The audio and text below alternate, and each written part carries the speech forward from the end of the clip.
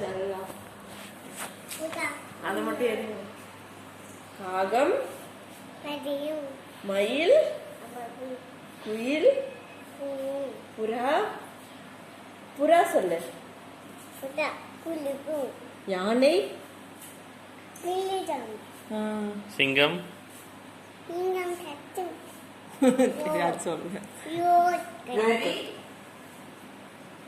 ஆந்தை, ஆந்தை, புலி, ஆந்தை, புலி கட்டும், புலி கத்தும். ஆந்தை, வான கட்டும், ஓ கட்டும்,